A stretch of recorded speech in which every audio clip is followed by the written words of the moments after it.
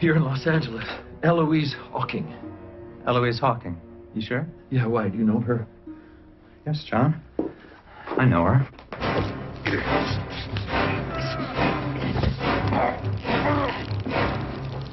I'll miss you, John.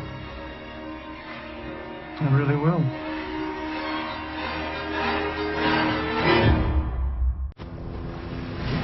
When Widmore's freighter was destroyed, the passengers on the chopper had only one place to go. Torpedoes! Fly us back to the island! They made their way back, just in time to see the island vanish. Where the hell's the island? It's gone. That's it, people! We're out of fuel!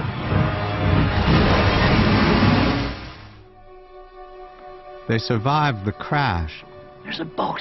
and found rescue in the middle of the ocean. On board the search boat, Jack and Kate planned the next move. What are we gonna do about Aaron? I don't know. You're so good with him. The last thing I ever thought I'd be good at is being a mum. You know, you should try it sometime. Claire was 8 months pregnant at the time of the crash and on her way to LA to give her baby up for adoption. She gave birth to Aaron on the island and soon became close with Charlie. Don't want you to worry. I'll be fine, Claire. But Charlie drowned trying to help his friends find rescue. And not long after, Claire went missing, She just walked off in the middle of the night. leaving Kate to care for Aaron. I think we should say he's mine. After everyone we've lost, I can't lose him too. Kate, if we're gonna protect the people that we left behind, tomorrow morning I'm gonna have to convince everyone to lie. Are you with me? I have always been with you. And so they returned home. Jack, Kate, Hugo, Saeed, Son, and Aaron would become known as the Oceanic Six. And to protect their friends left behind, they lied about their entire experience. Is it possible there are any other survivors from the crash yet to be discovered? Absolutely not. The Oceanic Six tried to adjust to a normal life. But 3 years passed, and the memories of their friends left behind continued to haunt them. Jack? Jack began seeing visions of his dead father and took flights over the Pacific, hoping the plane would crash on the island. Get another one of those, please. How about a newspaper instead? When he read the news of Locke's death, he was devastated. But in Jack's greatest despair, he formed a most unlikely alliance. Hello, Jack. Did he tell you that I was off the island?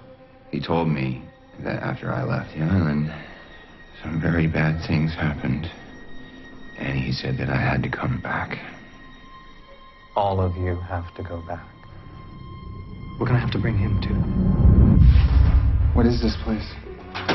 The Dharma Initiative called it the Lamppost.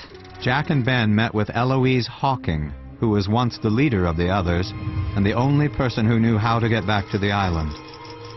There's a commercial airliner flying from LA to Guam, Ajira Airways, Flight 316. So that's it? No, that's not all, Jack. Eloise explained that Jack would need to bring the body of John Locke on the plane. John is going to be a substitute of your father's. You must be laughing your ass off, because this is even crazier than you are. Rest in peace. Kate had no intention of going back to the island. Aaron? But when she nearly lost Aaron, Honey, is this your mommy? she began to doubt her decision to be his mother. Mrs. Littleton, I'm Kate Austin. So Kate went to Claire's mother, who had no idea that Claire was still alive. I told him that you're his grandmother, that you'll take care of him while I'm gone. Where are you going?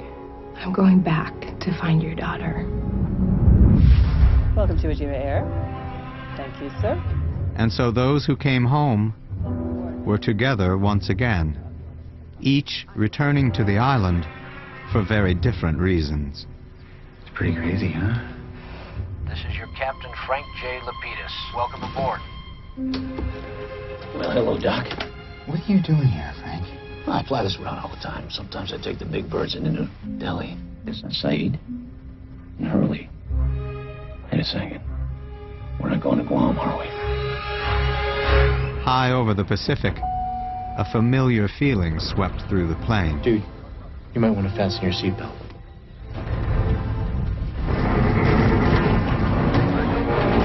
I have the controls.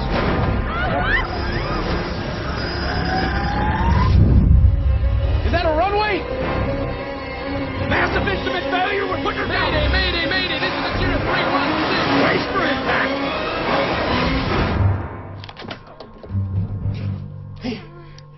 The Oceanic Six were back on the island. Frank? Son. Separated by two very different time periods. What happened? Son landed with the plane in 2007. Where'd they go? They're gone. Gone where? How would I know? But her friends found themselves back on the island 30 years earlier. Chin? Dude, I can't believe it! Oh! Easy on the ribs there, Kong. I actually missed that. Missed you too, Hugo. Sawyer?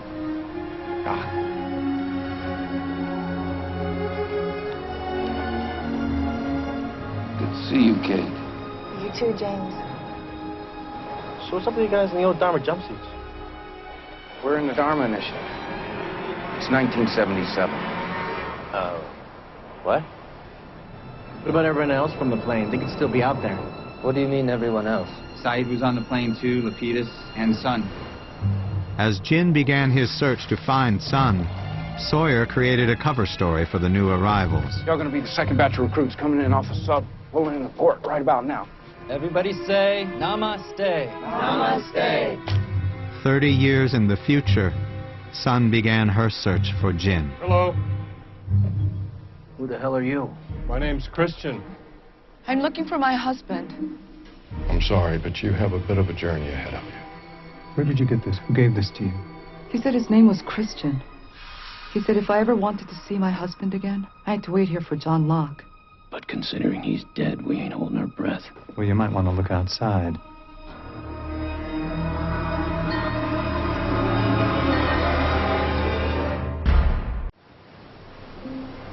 A man who looked like John Locke was on the island, Morning. Hello. and he raised many questions. Nobody remembers you being on the plane.